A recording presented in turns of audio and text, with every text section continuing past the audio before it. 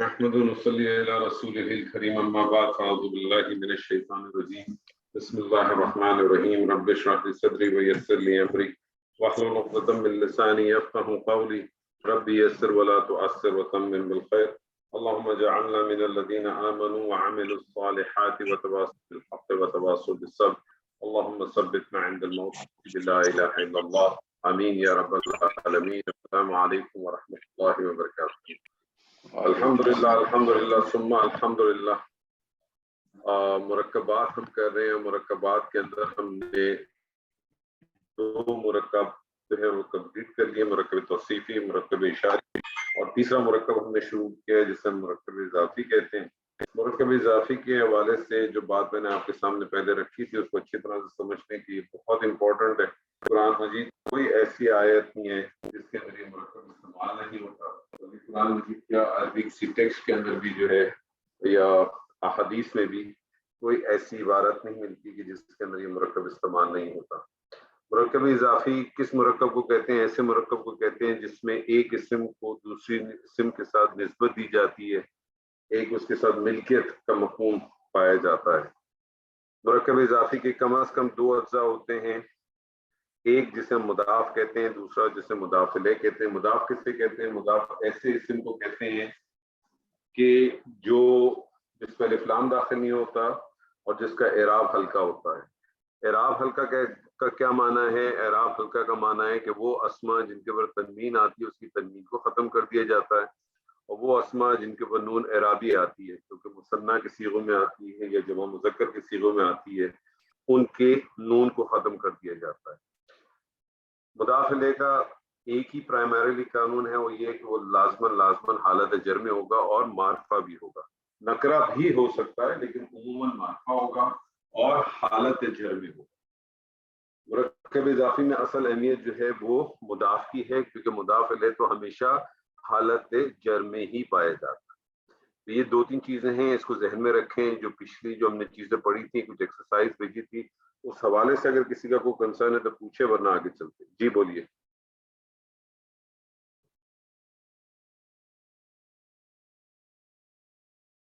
جی ہاں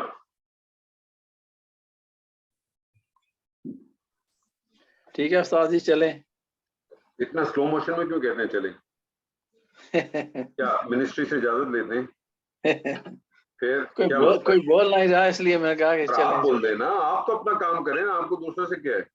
جی میں نے اسی لیے کہا چلیں بس. بہت شکریہ. اچھا جی، ہم نے کہا آپ سے زید کا گھر ایک مرکب اضافی ہے. کیا اس کا مرکب اضافی بنے گا جی؟ بیت زیدن. اب میں زید کے گھر کی جگہ میں کہتا ہوں اس کا گھر. اب جب میں اس کا گھر کہتا ہوں تو اس کا مطلب ہے کہ میں جو ہے پروناؤن استعمال کرتا ہوں. اس جو ہے پروناؤن ہے. اچھا، پروناؤنز آپ نے اس سے پہلے پڑھے ہیں اور وہ جو پروناؤنز آپ نے پڑھے تھے اس کو حالت رفع کے ضمائر کہتے ہیں. حالت رفع کے ضمائر جو ہوتے ہیں وہ مبتدا بن کے آتے ہیں کیونکہ آپ کو معلوم ہے ضمائر معرفہ ہوتا ہے، اور مرکب اضافی کے اندر جو ہے ضمائر بطور مضاف الیہ استعمال ہوتے ہیں تو معرفہ ہوتے ہیں. لیکن یہاں یہ وہ حالت رفع کے ضمائر استعمال نہیں ہوتے بلکہ حالت نصب اور جر. حالت نصب اور جر کے ضمائر ایک ہی ہوتے ہیں. جملے کا کانٹیکس آپ کو بتاتا ہے کہ وہ حالت جر ہے کہ حالت. کیونکہ مرکب اضافی آپ کریں گے تو مرکب اضافی میں وہ ڈیفینیٹلی حالت جرمی ہے. تو ہم نے پہلے ضمائر کو دیکھنا ہے. ضمائر آپ کو معلوم ہے کہ حالت رفع کے جو ضمائر ہیں وہ غائب کے صیغے سے شروع ہوتے ہیں اور حاضر کا ختم ہوتے ہیں. کوئی ساتھی حالت رفع کے ضمائر بتاتے ہیں مجھے فٹافٹ. وَهُمَا هُمْ یا ہما ہننا انتا انتما انتم انتی انتما انتنا انا نحن. اچھا، مجھے یاد پڑتا ہے کہ میں حالت جر اور اس کے بھی ضمائر آپ لوگوں کو لکھا چکا ہوں. آپ سب لوگوں کو یاد ہے نا سب کو؟ جی سر. تو ذرا حالت جر کے بھی ذرا پڑھ دیں. ذرا حالت جر حالت نصب کے میں پڑھتا ہوں استاد جی. پڑھے. ہاں ہاں. ہو ساری ہاں ساری تو ہو ساری ہو ہما ہم ہا جی ہما ہننا کا کما کم کی کما کننا نا اور یا. نا اور یا اور نہ ہونا چاہیے، آپ نہ اور یا کرتے ہیں. اچھا یا اور نا، ساری یا اور نا. ٹھیک ہے جی. اب اسی بنیاد کے اوپر جو ہے یہ اگر ہم اس مرکب اضافی کو پوری گردان پہ گھما دیں، پوری گردان پہ گھما دیں، تو میں اگر کہنا چاہوں اس کا گھر، تو اس کا گھر کیا بن جائے گا؟ بیتو ہو. بیتو ہو.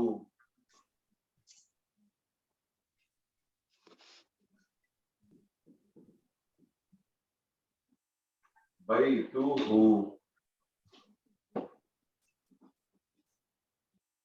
اس کا ترجمہ کیا ہو جائے گا؟ اس کا گھر. میں آپ سے کہنا چاہوں ان دونوں کا گھر. بیتو ہما. بیتہما. بیتہما.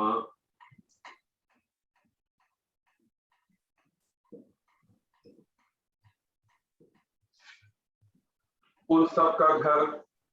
بیتہم. بیتہم. بیتہم.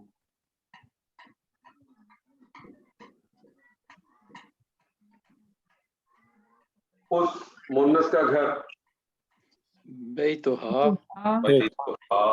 ان دونوں مونس کا گھر. بیتہما. بیتہن. بیتہما. ان سب مونس کا گھر. بیتہن. بیتہن. اس کا گھر، تیرا گھر. بیتکا. بیتکا. تم دونوں کا گھر. بیتکما. بیتکما. تو مونس کا گھر. بیتکی. بیتکی. تم دونوں مونس کا گھر. بیتکما.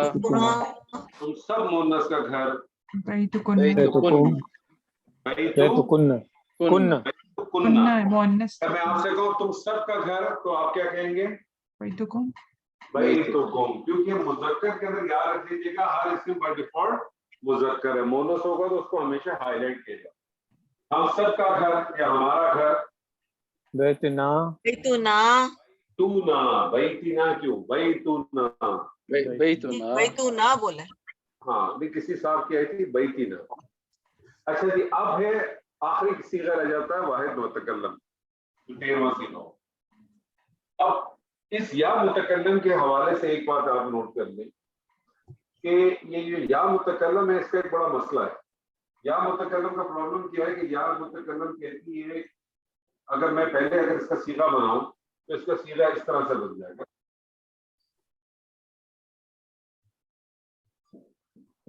بیتو، بیتو یا بیتو ای. ٹھیک ہے. لیکن یا متکلم کا پرابلم کیا ہے کہ یا متکلم کی پرائمریلی کنڈیشن ہے، اور وہ کنڈیشن کیا ہے کہ یا متکلم کہتی ہے کہ میں اسی صورت میں آپ مجھے اپنے ساتھ اٹیچ کر سکتے ہیں کہ مجھ سے پہلے زیر ہونی چاہیے. اس سے میں اس کی اس فرمائش کو قبول کر لیتا بغیر کسی ہیزیٹیشن. تو یہ کیا بن جائے گا؟ آپ دیکھیں ہر جگہ پہ تھا بیتہو، بیتہما، بیتہم. یہ بن جائے گا بیتی. یہ یاد رکھ لیجیے گا. اب اس کے اندر ایک مسئلہ کیا آتا ہے؟ بیتہو میں اگر آپ سے پوچھوں تو آپ کیا کہیں گے کون سی حالت میں؟ حالت نصب و جر. بیتہو مرکب اضافی میں اصل اہمیت کس کی ہے؟ مضاف کی. مضاف کی. آپ کی. تو مجھے بتائیں بیتہو کس حالت میں؟ حالت رفع. گھبرا کیوں رہی ہے؟ سوچو بولے. حالت رفع. رفع میں. حالت رفع میں. اصل اہمیت کس کی ہے؟ مضاف کی. مضاف کی. مضاف کے تو ہوتا ہی حالت جر میں ہے نا. جی. لیکن بیتی میں کون سی حالت ہے یہ حالت جر نہیں، یہ حالت رفع ہی رہے گی. تو تینوں حالتیں ایک ہی ہوں گی نا، کیونکہ یا کی تو کنڈیشن ہے اس کو زیر چاہیے ہی چاہیے. جی سر. بیتی کی کنڈیشن میں کیا ہے؟ تینوں حالتیں سیم ہوں گی. جملے کا کانٹیکسٹ آپ کو بتائے گا کہ یہ حالت رفع ہے، نصب ہے کہ جر ہے، جبکہ باقی کسی کے اندر آپ کو مسئلہ نہیں ہوگا. سر بیتو تھا، بیتو تھا، بیتا ہوتا، بیتی ہوتا تو آپ کو پتہ چل جاتا. لیکن اس کے اندر یا متکلم کے اندر یاد رکھیے گا اس کی تینوں حالتیں ہمیشہ ایک ہی ہوں گی. جملے کا کانٹیکسٹ آپ کو بتائے گا ایک اس حالت میں. ٹھیک ہے, کلیئر ہے یہاں تک؟ جی ٹھیک ہے, چلیں ایک آپ کو ایگزامپل کر لیتے ہیں. جی ایسا کریں, آپ ہی کر لیں, سارا آپ کریں, رب کے حوالے سے کریں, فٹافٹ رب سے کریں اور ترجمہ بھی ساتھ ساتھ کیجیے. اس کا رب تو ربہ، ہوں ان دونوں کا رب ربہما، جی ان سب کا رب ربہم، ہوں اس مؤنث کا رب ربہا، ہوں ان دونوں مؤنث کا رب ربہما، ہوں ان سب مؤنث کا رب ربہن، ہوں تیرا رب ربکا، صحیح تم دونوں کا رب ربکما، صحیح تم سب کا رب ربکم، اور ہوں تم مؤنث کا رب ربکی، دو مؤنث کا رب ربکما، ہوں تم سب مؤنث کا رب ربکن، ہوں ہم سب کا رب ربنا، ہوں میرا رب ربی. میرا رب ربی. جی ایک اور کر لیں, کون کرے گا؟ میں کروں. راشد صاحب آپ کر لیں. جی راشد صاحب آپ کریں قلم کے اوپر. قلمہ،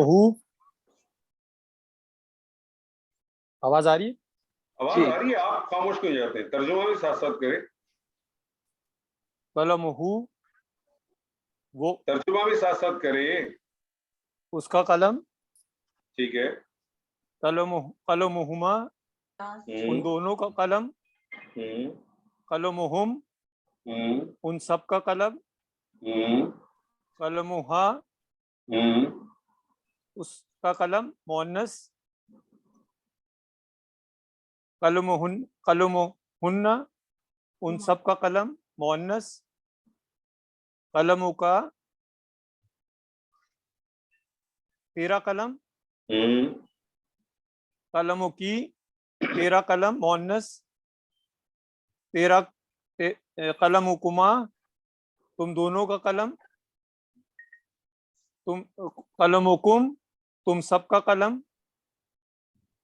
قلم کن تم سب کا قلم مؤنث، قلم نا ہم سب کا قلم،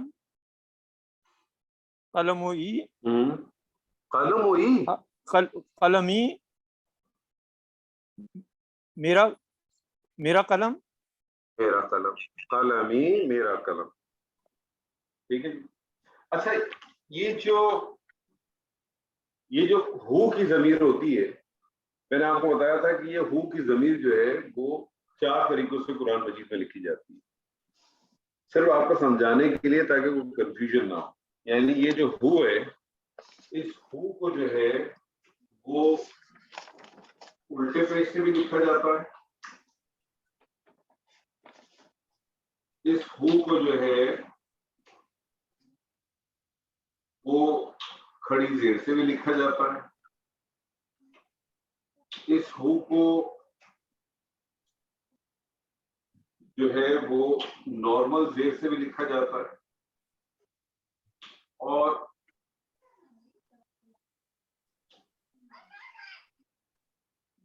اس ہو کو جو ہے وہ نارمل پیج سے بھی لکھا جاتا ہے. معنوی کوئی فرق نہیں ہے. ٹھیک ہے. الٹے پیج سے بھی لکھا جاتا ہے, کھڑی زیر سے بھی لکھا جاتا ہے, نارمل زیر سے بھی لکھا جاتا ہے, نارمل پیج سے بھی لکھا جاتا ہے. فرق کیا ہے تجوید کے لحاظ سے, جب الٹے پیج سے اور کھڑی زیر سے لکھا جاتا ہے تو ایک حرکت کھینچی جاتی ہے. ٹھیک ہے, ایک حرکت اس کو کھینچتے ہیں. کس وقت یہ استعمال ہوتی ہے اس کو ذہن میں رکھ لیں. اگر اس الٹے پیج سے پہلے, اس ہو سے پہلے, اس ہو سے پہلے اگر زبر آ جائے, اس ہو سے پہلے اگر زبر آ جائے یا پیش آ جائے, اس ہو سے پہلے زبر آ جائے یا پیش آ جائے تو کیسے لکھی جائے گی؟ الٹے پیج سے لکھی جائے گی. बैतू क्या लिखेंगे? उल्टा पेश, उल्टा पेश, बैतुहू। बैता उल्टा पेश। लिखेंगे उल्टा उल्टा पेश। पेश। इसी तरह से खड़ी जेर कब आती है? खड़ी जेर उस वक्त आती है जब इस फू से पहले जेर आ जाए। अगर इस फू से पहले अगर जेर आ जाए तो फिर खड़ी जेर लिखी जाती है। अगर ये होता है बैती बैती ही, कड़ी जेर। और नॉर्मल जेर कब लिखी जाती है? जब इससे पहले या साकिन आ जाए। इससे पहले या साकिन आ जाए। जैसे मिसाल के तौर पे, जैसे मैं आपसे कहूं फी, तो फिर क्या आएगा? नॉर्मल ही। इस फू से पहले क्या आ गया? या साकिन आ गया। जेर हो गया, जबर हो गया, पेश हो गया, या साकिन हो गया, तो अब क्या रह गया? बाकी बाकी तमाम हुरूफ रह गया और अलिफ रह गया। ठीक है ना? इसके अलावा कोई भी हर्फ आ जाए, उसके अलावा कोई भी हर्फ आ जाए, ठीक है, तो फिर क्या हो जाएगा? नॉर्मल कोई पे साकिन हर्फ आ जाए या के अलावा, कोई भी साकिन हर्फ आ जाए या के अलावा, तो फिर क्या क्या लिखा जाएगा? नॉर्मल पेश लिखा जाएगा। जैसे मिसाल के तौर पे मैं आपसे कहूं दिन, अब मुझे बताइए क्या आएगा? नॉर्मल पेश। नॉर्मल पे नॉर्मल पेश आ जाएगा। मेन हूं। इसी तरह से ये जो आपके सीगे हैं ना, हुमा, हुम, हुन्ना, इन तीनों के बारे में भी याद रखें कि बाज दफा हुमा की जगह हिमा भी इस्तेमाल होता है, हिम भी इस्तेमाल होता है और हिन्ना भी इस्तेमाल होता है। और इसकी पहचान क्या है कि इस हुमा, हुम, हिन्ना से पहले आपको हमेशा जेर मिलेगा। क्या मिलेगा? जेर मिलेगा। इसकी मैं आपको एग्जांपल देता हूं, उसकी मैं एग्जांपल देता हूं। अलई, अलई हिम, अब क्या आएगा? हिम, अलई हिम। तो ये सिर्फ आपको बताने का मकसद सिर्फ ये कि आपको किसी किस्म की कोई कंफ्यूजन ना हो, किसी किस्म की कोई चीज ना हो।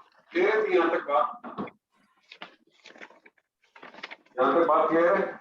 कोई सवाल है तो पूछिए क्लियर। जी। कोई सवाल? ये कहाँ है? साकिन आया है। जी जी बोले बोले। सर क्लियर है? क्लियर है।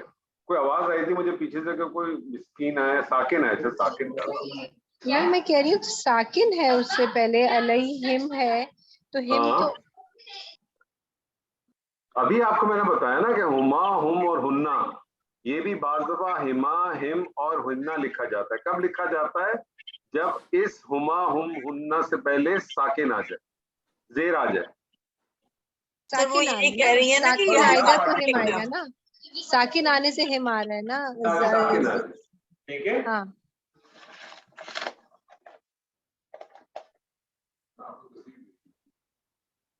दोनों चीजें हो सकती है। इसके नीचे जेर भी आ सकता है, जेर आ जाए या साकिन आ जाए, दोनों चीजें।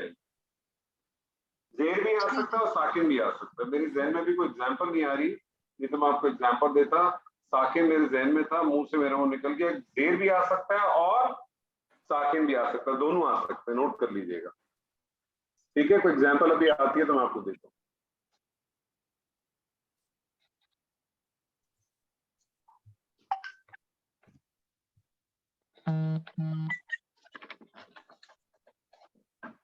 तो मुरक्कब इजाफी किसे कहते हैं? इसमें एक इसम को दूसरे इसम से निस्बत दी जाए। ठीक है, कंप्लीट करें, पूरा बताएं मुझे मुरक्कब इजाफी। मुरक्कब इजाफी ऐसा इसम जिसमें एक इसम को दूसरे इसम के साथ निस्बत दी जाती है। इसके दो हिस्से होते हैं। मुरक्कब आपने कहा मुरक्कब इजाफी ऐसा ऐसा मुरक्कब, ऐसा मुरक्कब इसमें एक, अब तो इसम बोलूं ना, हाँ, मुरक्कब इजाफी किसको कहते हैं? ऐसे मुरक्कब को जिसमें एक इसम दूसरे इसम की निस्बत इसको दूसरे जोड़ता इसम में निस्बत दी जाती है। ठीक है। इसके दो हिस्से होते हैं, एक मुजाफ और एक मुजाफ इलैह। मुजाफ वो जिसको निस्बत दी जाती है, जिसकी तरफ निस्बत दी जाती है। क्या कह रही हैं? क्या कह रही हैं? मुजाफ जिसको निस्बत दी जाती है उसको मुजाफ कहते हैं, जिसकी तरफ निस्बत दी जाती है उसको मुजाफ इलैह कहते हैं। बिल्कुल सही कहा आपने, आगे चलें। और इसके मुजाफ के और मुजाफ इलैह के मुख्तलिफ रूल्स होते हैं। मुजाफ के रूल्स ये होते हैं कि मुजाफ पे अलिफ लाम नहीं, आप इसको इस तरह से ना बताएं, आप इसको इस तरह से बताएं कि मुदाफ में अब अगर ऐसे पूछो मुदाफ किसे कहते हैं, तो आप मुझे बताएं मुदाफ किसे कहते हैं? मुदाफ एक मुदाफ ऐसा इसमें होता है जिसके ऊपर अलिफ लाम दाखिल नहीं हो सकता, और इसके वाहिद और इसके जो और तनवीन दाखिल नहीं हो सकता। नाम हल्के कर दी जाते हैं। नहीं, आप गलत कह रही हैं, दोबारा बोलिए। आप जल्दी में, लगता है आपको कुछ जाना है। नहीं सर, मुझे कहीं नहीं जाना। आप आराम से बोले, तसल्ली से बोले और सही बोले। अच्छा, मुजाफ पे अलिफ लाम दाखिल नहीं हो सकता। देखिए सही तरीके से बोले, इस तरह से बोले जैसे आप किसी को पढ़ा रही हैं। जी अब आप बताइए मुदाफ किसे कहते हैं? मैं एक स्टूडेंट हूँ, आपसे पूछ रहा हूँ मुदाफ किसे कहते हैं, क्या जवाब देंगे मुझे आप? मुदाफ एक ऐसा इस्म है जिसपे फॉलोइंग रूल्स अप्लाई होते हैं। पहला रूल ये है कि इस इस्म पे अलिफ लाम। सही करें डॉक्टर साहब, थोड़ा उसको सही करें।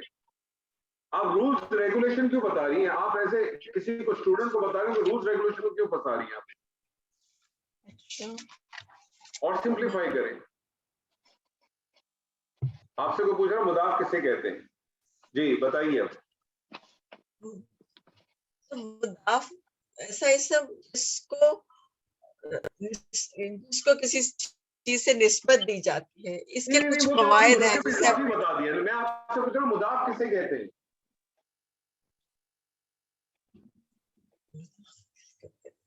आप अभी बता रही थी ना, आप उसमें कंफ्यूज क्यों कर रही हैं? आप अपने लफ्जों को सही करें ना थोड़ा सा। आप सही बता रही थी लेकिन लफ्ज आप सही इस्तेमाल नहीं कर रहे। ठीक, बताइए, अब कोशिश करें दोबारा। मुदाफ वो इस्म जिस पर कुछ कवायद, ये फॉलोइंग कवायद दाखिल होते हैं, उससे हम उसको पहचानते हैं कि ये मुदाफ है। देखिए मेरी बात सुने एक मिनट डॉक्टर साहिबा, मैं आपसे कहना, देखिए आप माशाल्लाह पुरानी हैं इधर और आप इन सारी चीजों से गुजर चुकी हैं। आपसे मैं एक्सपेक्ट नहीं करता कि आप इतना बिल्कुल ही जो है ना एक सादा सा आंसर देंगी। आपको मैंने कहा आप एज ए टीचर एक स्टूडेंट को बता रही हैं आपसे पूछ रहे हैं मुदाफ किसे कहते हैं। अब आप उसको एक अच्छे अल्फाजों में बताएं ताकि उसके जहन में नक्श हो जाए। आप उसको कह रही हैं मुदाफ एक ऐसा इस्म है, उसके चंद रूल्स होते हैं, वो रूल्स में आप तो आदमी उसी में घूम जाएगा। मुख्तसर अल्फाज में, सादा अल्फाज में उसे बताएं मुदाफ किसे कहते हैं। जी सोभी आप बताइए। मुदाफ के कुछ कवायद होते हैं। फिर आप वही कवायद पे आ गए। अच्छा तो मैं शुरू से चलें फिर शुरू से बता देती हूँ। मैं शुरू से बता देती हूँ जो मैं जैसे बताऊंगी। मुदाफ किसे कहते हैं ये मुझे बताइए। मुदाफ मुरक्कब इजाफी के दो अज्जा होते हैं, मुदाफ और मुदाफ अलैह।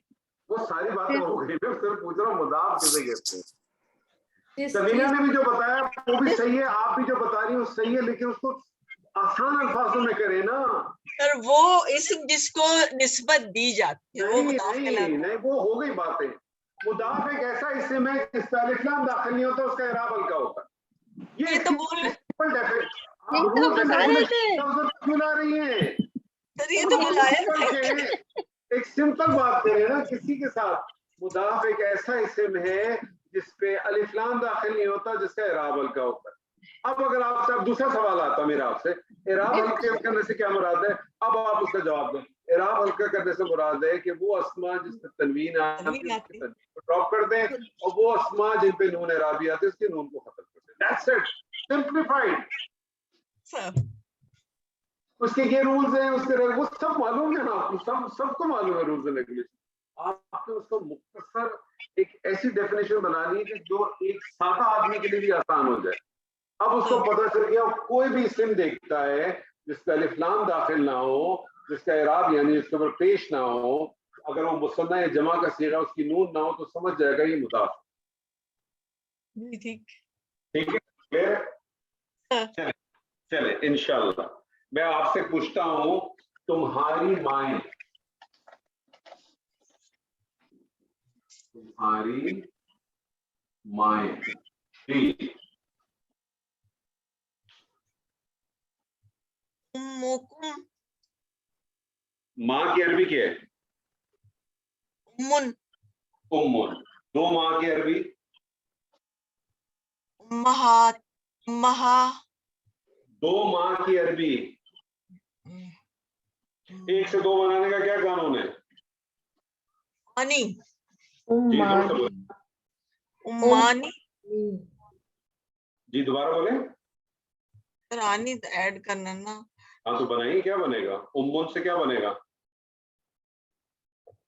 امانی امتانی امتانی امتان امتانی کیوں بنے گا؟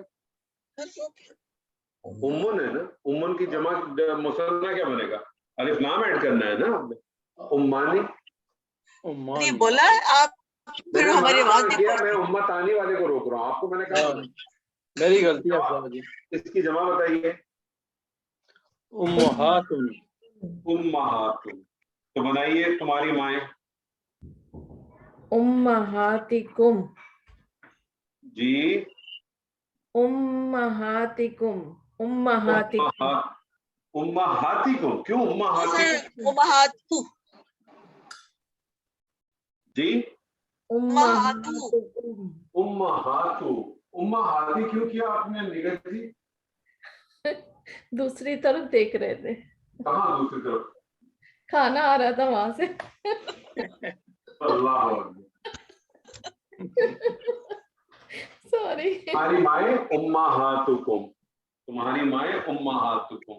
میں آپ سے کہتا ہوں تمہاری بہنیں, میں آپ سے کہتا ہوں تمہاری بہنیں. بہن جی اخواتکم اخواتکم اخواتکم.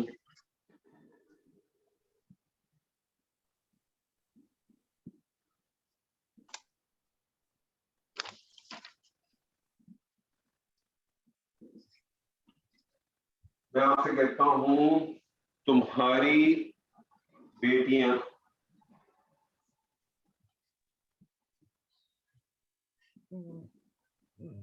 بناتکم بناتکم بناتکم بناتکم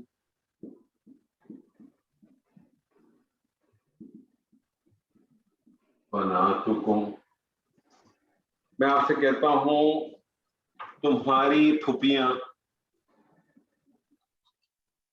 خالاتکم خالاتکم نہیں اماتکم اماتکم اماتکم.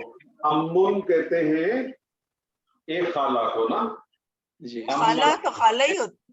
پھوپھی کو کہتے ہیں امتن. دو پھوپھیاں کیا ہو جائے گا؟ امتانی. بہت ساری پھوپھیاں کیا ہو جائے گی؟ اماتن.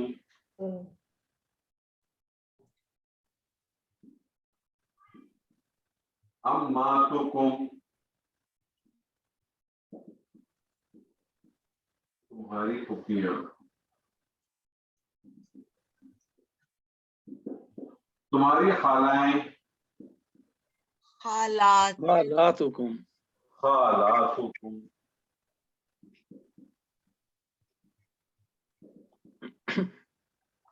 خالاتکم. تمہاری بھائی کی بیٹیاں. بناتو الاخی بناتو. الاخی اس کو بنائیں کیا بنے گا؟ ملا کے پڑھیں کیا بنے گا؟ اخی جی بنات اخی بنات الاخی. تمہاری بہن کی بیٹیاں. बनातु अल उख्ती, अल उख्ती मिला के पढ़ेंगे तो क्या बन जाएगा? बनातुल उख्ती। बनातुल उख्ती।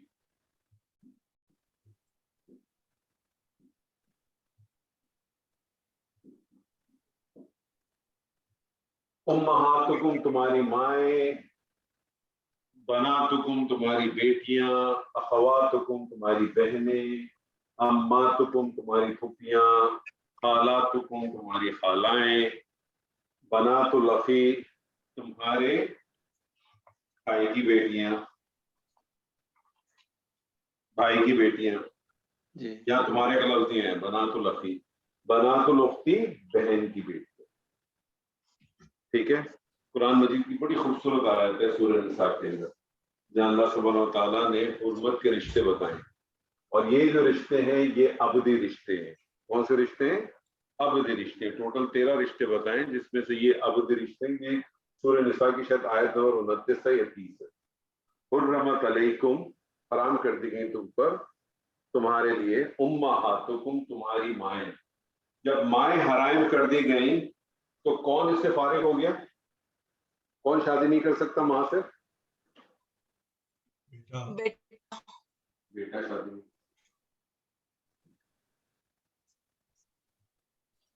वह खवातुकुम तुम्हारी बहनें, कौन बहन फारिग हो गया इसमें से? बहने हैं? भाई भाई भाई क्या हो गया है? भाई अरे हाँ, आप भाई क्या बरतानिया में कभी रहे? भाई भाई भाई शादियां हो रही हैं, इधर तो सब कुछ जायज है उस्ताद जी। इसीलिए मैंने पकड़ लिया ना वहीं से। बनातुकुम तुम्हारी बेटियां, कौन फारिग हो गए हैं? वालिद Let's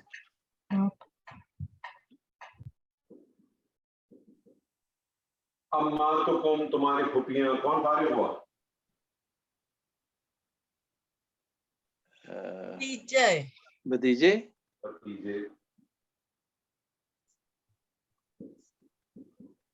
खालातुकुम तुम्हारी खालाएं, भांजे जी भांजे भांजे बनातुल अखी भाई की बेटियां, भतीजी कौन फारिग हुआ? जो है मामू हैं?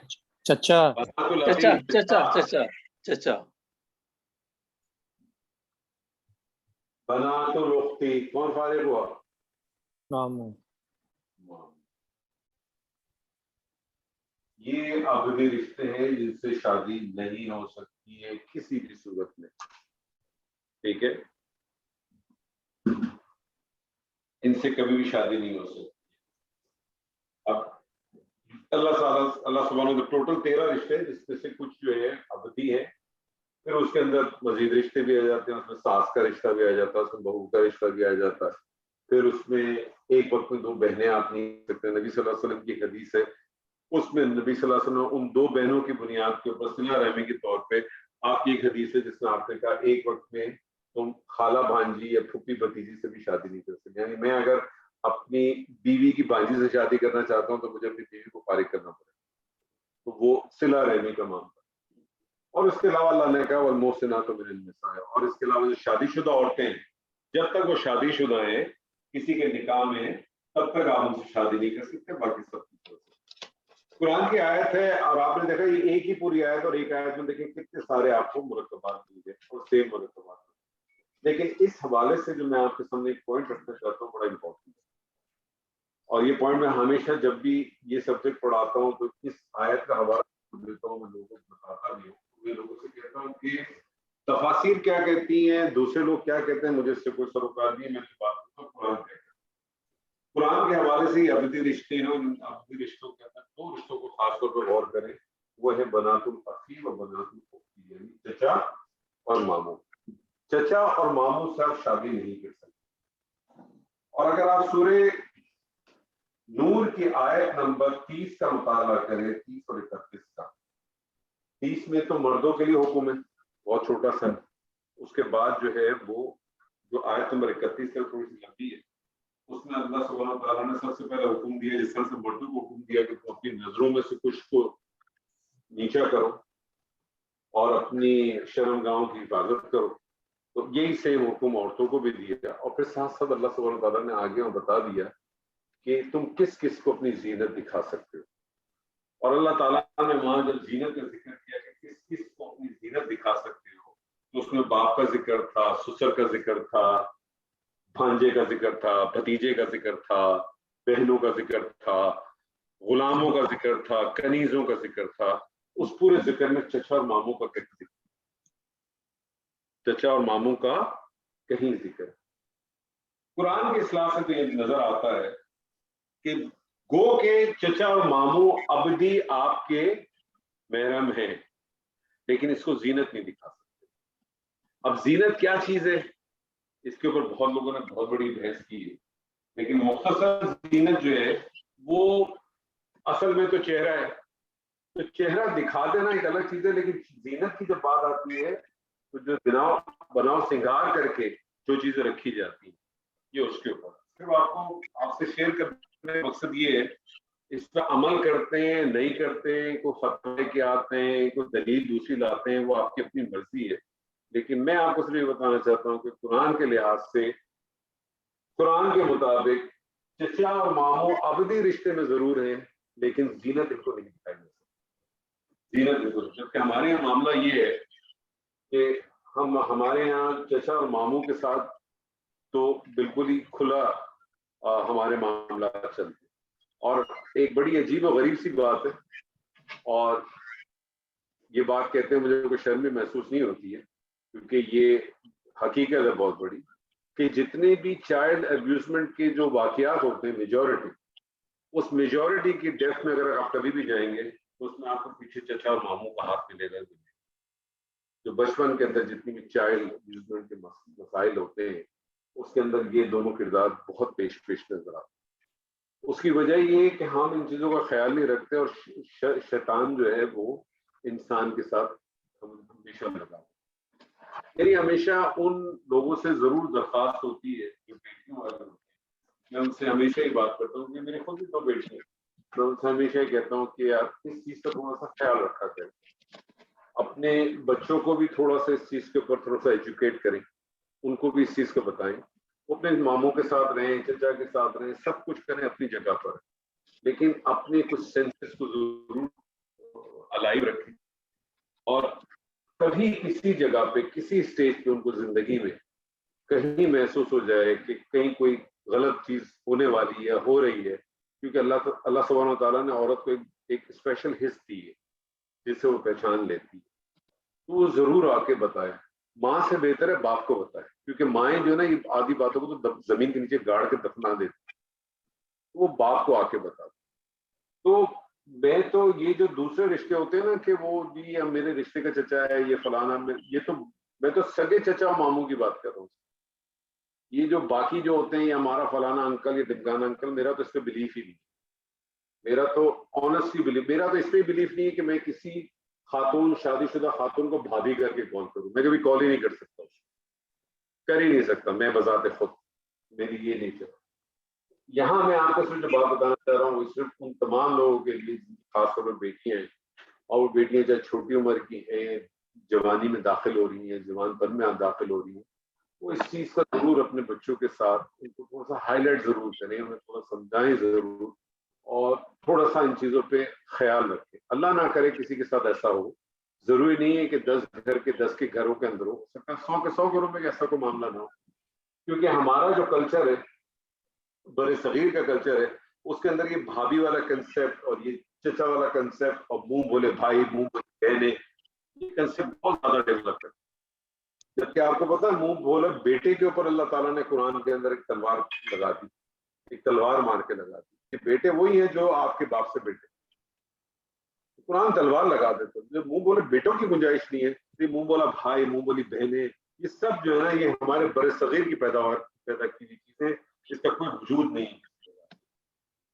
ہو سکتا ہے میری بات, ہو سکتا ہے کسی کو اچھی نہ لگ رہی ہو, لیکن یہ ایک طرف حقیقت ہے, اور ہمیں اس چیز کو خاص طور پر وہ تمام لوگ جن کی بیٹیاں ہیں ان کو خود بھی سوچنا بھی چاہیے, دیکھنا بھی چاہیے, اور تھوڑا سا خیال بھی کرنا چاہیے. بس اتنی سی بات.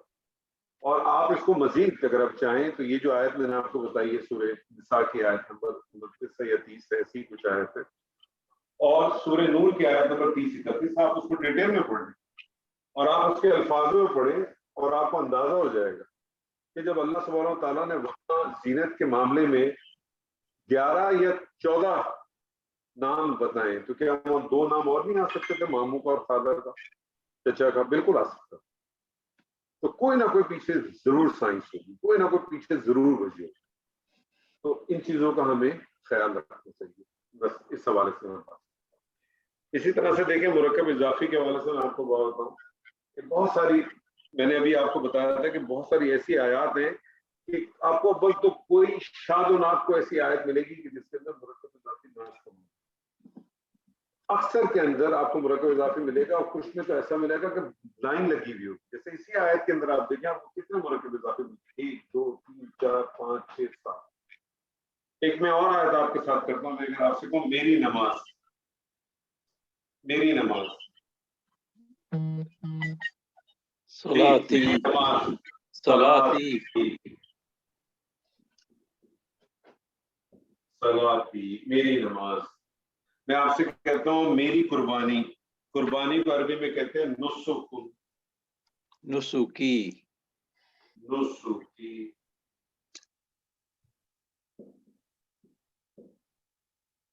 میں آپ سے کہتا ہوں میری زندگی،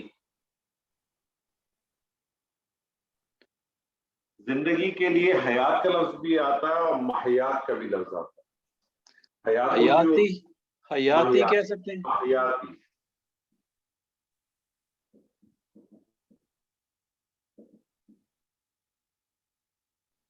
میری موت، مماتی، مماتی۔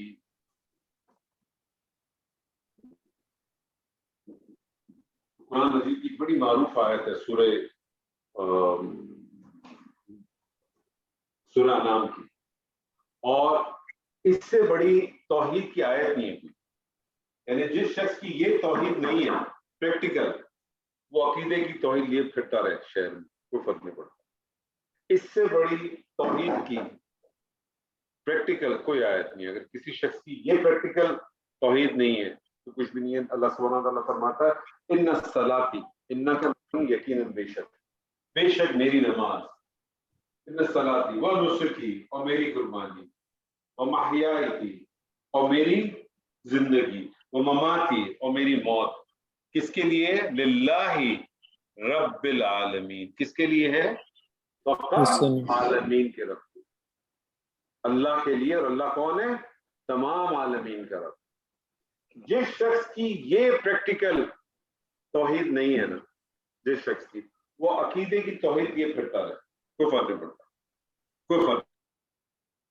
اس سے بڑی پریکٹیکل لیول کے اوپر قرآن مجید کی یہ سب سے بڑی آیت۔ ویسے تو بہت ساری توحید کی آیتیں آپ کو ملتی ہیں، سورہ اخلاص اگر آپ دیکھیں وہ بھی آپ کو ملتی ہے، سورہ بنی اسرائیل کی جو آخری آیت ہے وہ بھی آپ کو ملے گی، اس کے علاوہ ملے گی۔ لیکن پریکٹیکلی کہ جب اللہ سبحانہ تعالیٰ سے کہتے ہیں کہ میری جو نماز ہے، میری جو جتنی بھی نماز ہے، اب نماز ہم بیسکلی ہم نماز کس کو کہتے ہیں؟ ہم صلاۃ کس کو کہتے ہیں؟ ہم صلاۃ تو کہتے ہیں صرف اور صرف اس ریچولس کو جو ہم دن میں 5 دفعہ ادا کرتے ہیں، کیونکہ صلاۃ ایک بہت براڈر ورڈ ہے، اس میں دعا بھی آ جاتی ہے، اس میں رحمتیں بھی آ جاتی ہیں، اس میں دعائیں بھی آ جاتی ہیں، اس میں بخششیں بھی آ جاتی ہیں، بہت کچھ آ جاتا ہے۔ آپ کہتے ہیں میری تمام نمازیں، میری تمام دعائیں کس کے لیے ہیں؟ صرف اللہ رب العالمین۔ نسکی، میری تمام قربانیاں ہیں۔ اب قربانی صرف وہ جو 10 ذی الحج کو کرتے ہیں وہ قربانی نہیں ہے، ہر قسم کی قربانی، ہر قسم کی قربانی، وہ تمام قربانیاں کس کے لیے؟ وہ اسی کے لیے۔ وہ جیسے ہم ہجرت کے لفظ کو بڑا غلط استعمال کرتے ہیں۔ ہجرت کے ہم کیا معنی کرتے ہیں؟ ہم ہجرت کا معنی کرتے تھے کہ کسی ایک شہر سے دوسرے شہر منتقل ہو جانا، یا کسی ایک جگہ سے دوسری جگہ منتقل ہو جانا۔ ہجرت کا جو اصل معنی ہے وہ کیا ہے؟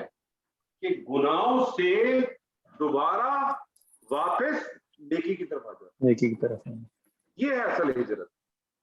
اصل ہجرت اس کے اندر یہ ہے، ہم نے اس کو بہت لمیٹڈ وے میں لے آئے. تو اس سے بڑی کوئی ہے نہیں. میری زندگی میری موت. نبی صلی اللہ علیہ وسلم کی کیا وہ ہے کہ تمہارا کسی کے ساتھ تعلق جو بنتا ہے, تمہارا تعلق کسی کے ساتھ بھی ہو, وہ اللہ کی رضا کے لیے ہونا چاہیے. میرے کسی کے ساتھ کوئی پرسنل دشمنی یا دوستی نہیں ہونی چاہیے. میری جو بھی کسی کے ساتھ دوستی یا دشمنی ہے, میرا جو بھی تعلق ہے, اس کی بنیاد یہ دین ہونا چاہیے, اس کی بنیاد یہ اللہ سبحانہ و تعالیٰ کی بیچ کی لکیر ہونی چاہیے. یہ اگر ہے تو اس میں مضبوطی ہے. ادروائز آپ کی کسی کے ساتھ اخلاص سے تعلقات بھی نہیں بن سکتے. یہاں تک کہ آپ کے جو بیوی میاں بیوی کے جو تعلقات, آپ کے جو اولاد کے اور والدین کے جو تعلقات ہیں, آپ کے جو آفیسز کے اندر لوگوں کے ساتھ, کولیگز کے ساتھ جو تعلقات ہیں, ان تمام تعلقات کا اگر بیس اگر اللہ کی ذات کے ساتھ ہم منسلک کر دیں, آپ کا کبھی کسی کے ساتھ کوئی نا اتفاقی, کوئی جھگڑا, کوئی برائی, کوئی بغض کبھی پیدا ہو ہی نہیں سکتا. آپ پریکٹیکلی غور کر لیں کبھی, کیونکہ آپ اللہ کی رضا کے لیے کر رہی ہیں. جو چیز اللہ کی رضا کے لیے کی جائے گی, اس کے اندر پھر ساری چیزیں ختم ہوں. میں جو بات ہمیشہ کہتا ہوں کہ ہم قرآن کو پڑھتے ہیں, قرآن کو سمجھنے کی کوشش کرتے ہیں, کیا ہم اس قرآن کو پریکٹیکلی کبھی اپلائی کرنے کی کوشش کرتے ہیں؟ نہیں کر پاتے. ہم اسی میں پھنسے رہتے ہیں, ہم الجھے رہتے ہیں. ہمیں بہت ساری چیزوں کا مسئلہ ہوتا ہے. اب آدمی بولے یار یہ تو چلتا رہتا ہے, یہ کیسی بات کرتی, چچا ماموں کے ساتھ تھوڑا ایسا کچھ ہوتا ہے, فلانوں کے بات اس چیز کی ہو ہی نہیں رہی ہے. آپ کسی ایک جگہ پہ کسی ایک چیز کو دیکھ کے کوئی ایگزامپلس کریٹ نہیں کرتے کبھی بھی. تو بہت ساری چیزیں ایسی ہیں جو آپ کو اس کے خیال رکھنے چاہیے. آپ کوئی چیز پڑھتے ہیں, آپ کے سامنے جب کوئی قرآن کی آیت آتی ہے تو اس کے اوپر جیسے سورہ یوسف کے اندر ایک لفظ آیا ہے نا, بڑا خوبصورت, ذہن سے نکل گیا,